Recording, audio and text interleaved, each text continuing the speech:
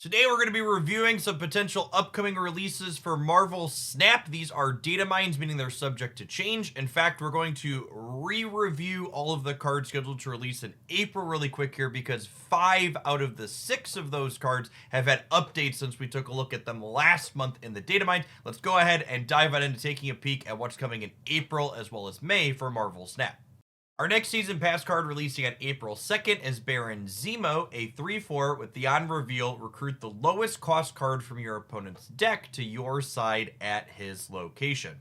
As a 3 energy card, Baron Zemo seems like a fairly reasonable design, assuming you're getting a 2 power thing at worst most of the time and you're getting 6 points worth of stats for 3 energy. And should your opponent have drawn a number of their lower cost things, this could get something with more power than that, scaling up to a range of matching even, say, Gladiator without having the explicit drawback of maybe giving your opponent something large.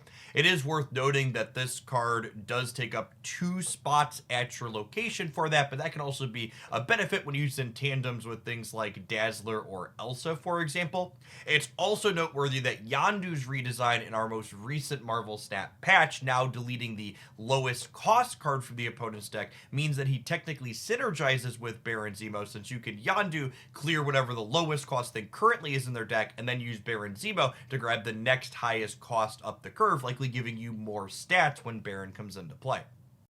Red Hulk will be releasing in Spotlight caches on April 2nd, a 6/10, who, when your opponent ends their turn with unspent energy, he gets +4 power as long as he is in your hand or in play. This is a really neat anti-Sunspot / High Evolutionary / She-Hulk card. I think a lot of the times when you draw this early, it's going to frequently be 14, 18, or even 22 points worth of power, which I expect to be a very playable Marvel Snap 6 drop. The USAgent releasing into Spotlight caches on April 9th is a 2/2 with the ongoing effect 4, 5, and 6 cost cards here have -3 power. Generally speaking, we consider 5 stats for 2 points worth of energy to be slightly above rate, meaning if you drop USAgent into a path and he shrinks even a single thing on the opponent's side, he's going to meet that requirement. And if he shrinks more than one thing, he's going to be solidly above rate.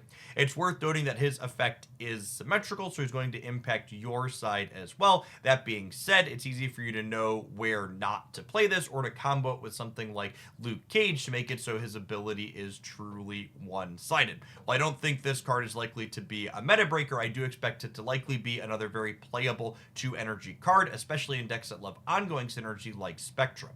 The Red Guardian releases on April 16th, set to be a 3/3 with the on reveal effect, afflict the lowest power enemy card here with -2 power and remove its text.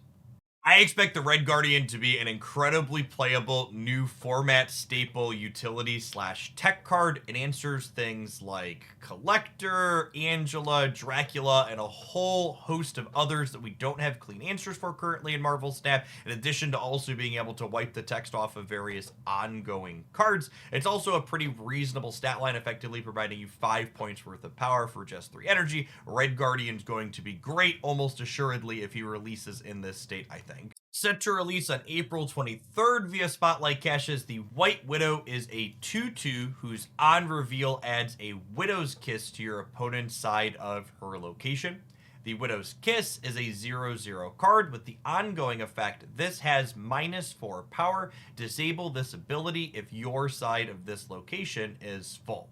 Overall, White Widow's effect feels like it's one that could go either way in terms of how competitive she could end up being. Obviously, she stands to potentially provide 6 points worth of power for 2 energy, which is solidly above rate, like we talked about earlier with the USAgent.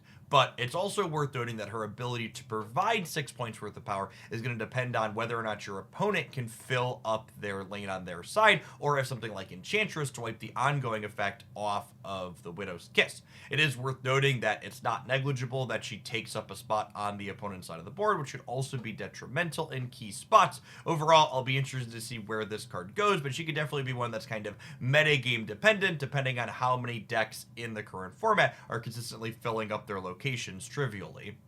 We round out our April releases on the 30th with a Spotlight Cache release of Valentina, a 2/2 with the on reveal add a random 6 cost card to your hand, give it -2 cost and -3 power.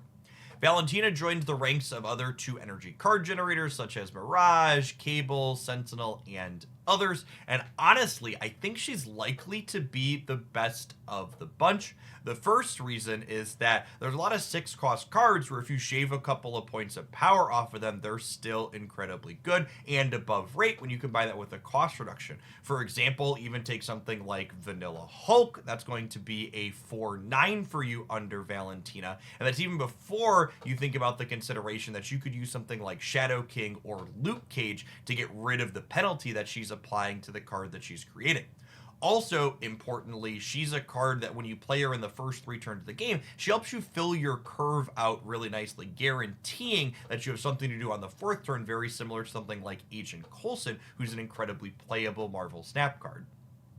Moving into our May card releases, we kick things off with Blink as our season pass card for May, releasing on the 7th. 5/7 with her on reveal saying, swap the last card you played with a higher cost card from your deck. Absolutely love this design and think she's a phenomenal season pass card because there'll be lots of interesting ways to potentially build around her. The thing that obviously jumps to mind is that you have Blink in your deck as the only, say, 4 and 5 cost card with a bunch of cheaper things, and then Blink could guaranteed turn whatever 3 energy card you play into a 6 drop out of your deck. Like, there's a ton of potential for this to set up sweet combos that you build your deck around and allow you to get stats into play in a really interesting and creative way, and more importantly, in a way that's difficult for your opponent to predict, which could grant you some really solid cube equity, especially if you play her out on the 6th and final turn of the game. Also releasing on May 7th via Spotlight Caches is Nocturne, a 3/5 who says you can move this once. When this moves, replace its location with a random new one. From a pure design perspective, Nocturne is a huge flavor win. Being the daughter of Nightcrawler and Scarlet Witch, her ability blends those 2 cards' effects quite eloquently, and I think her effect is likely to be a pretty reasonable utility card that decks are interested in playing. She allows you to reset locations that were previously out of reach for most location interaction, things such as Sanctum Sanctorum or Crimson Cosmos that other cheaper location changing cards are unable to get into. Nocturne will be able to cleanly slide into and then reset into something else, so you can play out additional cards there in the later turns. One thing that'll be interesting to see about Nocturne's kit is that the way it reads to me, her ability to replace location is not tied specifically to her moving herself, meaning in theory, if you utilize other things like Heimdall or Ghost Spider, etc., she could replace multiple locations for you over the course of a game. Releasing on May 14th via Spotlight Caches is the Sage, currently slated to be a 4/1, with the on reveal gains +2 power for each different power among the other cards here.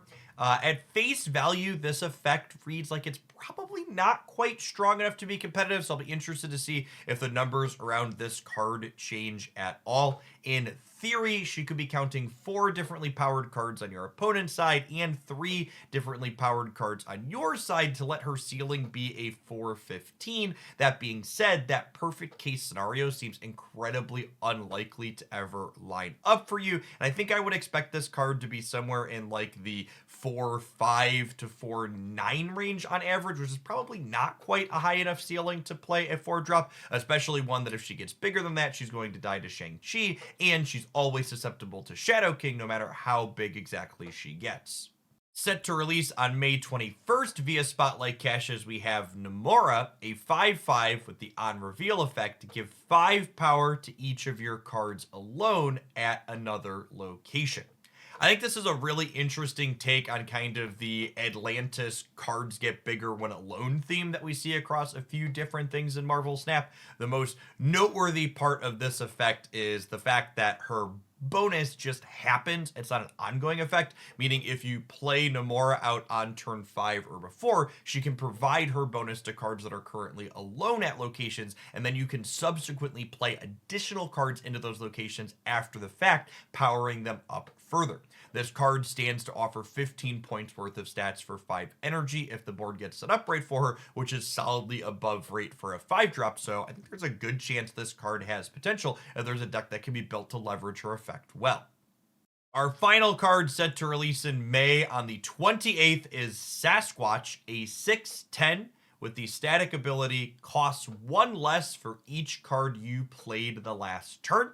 This type of effect is one of my personal favorite things to do in Marvel Snap, a potential high power, low cost card that I could duplicate with something like Moon Girl. In my heart of hearts, I'm going to be excited to try him alongside with things like Mysterio and other things that let us play out a bunch of cards on turn 5 to make Sasquatch super cheap.